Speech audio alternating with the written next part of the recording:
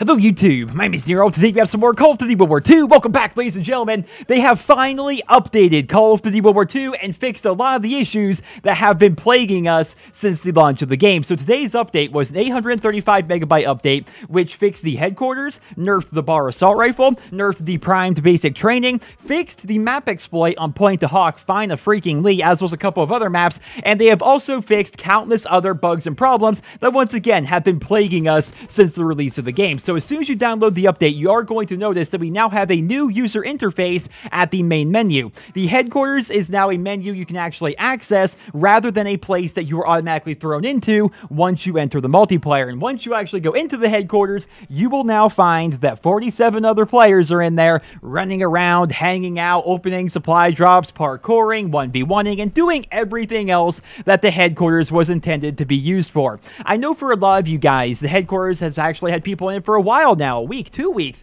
but for millions of other players, myself included, the headquarters has been completely empty since launch. So right now it's actually active for everybody. Anybody that signs in will actually have people in their headquarters now, which is awesome. I've got to say, I'm very happy to see the headquarters actually full of life. The one big change they've actually made to this is you can now no longer simply jump into the headquarters from a multiplayer lobby. So back in the day, which was yesterday, you could actually just go to your headquarters while in a multiplayer lobby, go in, you know, check your mail or pick up an order or a contract, and then still stay in your same lobby. That's not the case anymore. Now you have to completely leave your lobby to re-enter the headquarters, which kind of makes sense, right? Because if not, they would have to basically make it so your game is running two separate instances, one headquarters instance and one game instance, and the headquarters has 47 other people in it, for crying out loud. That wouldn't make a ton of sense. It works when it was solo, but now that it actually has people in it, you can't do that anymore. So that's something that actually changed. Next up, let's go ahead and take a look at the bar nerf. So Sledgehammer decided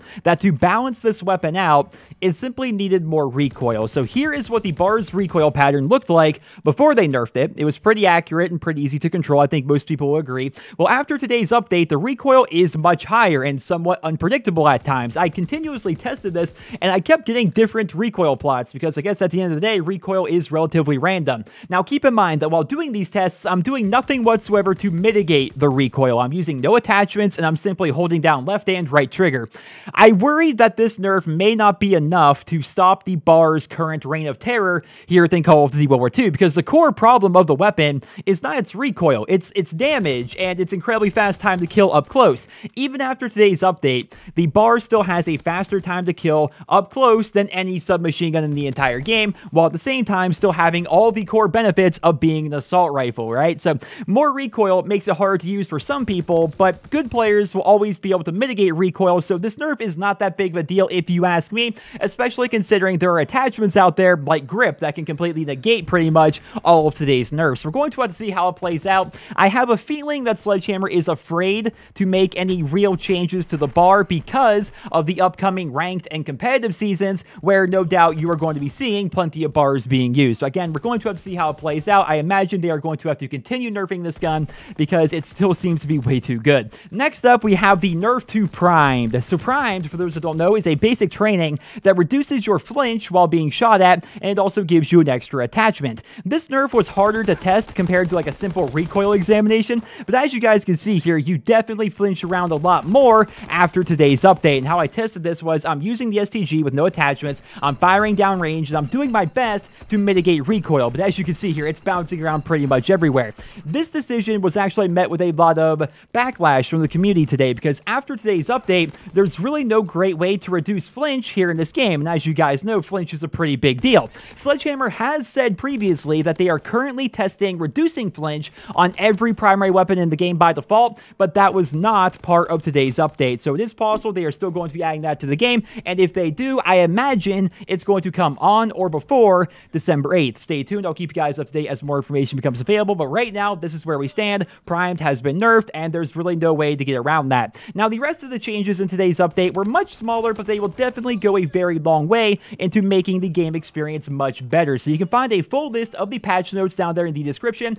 but here are going to be some changes that I personally think you guys are going to be happy to hear about. Number one, party issues have been mostly resolved. So if you're playing in a party, especially when you're not the leader, you are no longer going to have a black screen after matches. You can actually see the after action report. You can do all the things that you couldn't do previously, which is definitely a pretty good thing if you ask me. Number two, the level up exploits that people were able to do in the headquarters have been fixed, and those who abuse those glitches will be banned and have their ranks permanently reset. Michael Condrey has said time and time again, they do not condone cheating, so they are going to be bringing down the ban hammer on those people. Number three, lots of challenges that were bugged previously and could not be completed are now fixed and actually working properly. And finally, here at number four, leaderboards are actually working properly again. So for those that don't know, or maybe weren't paying attention to leaderboards, they weren't working over the past couple of days. And an example of this is I'm now in my 6th prestige. Well, whenever I looked at my leaderboard, or even looked at the leaderboard inside the headquarters, it would always show me as a 5th prestige level 53. That has now been fixed, and how you actually go about fixing it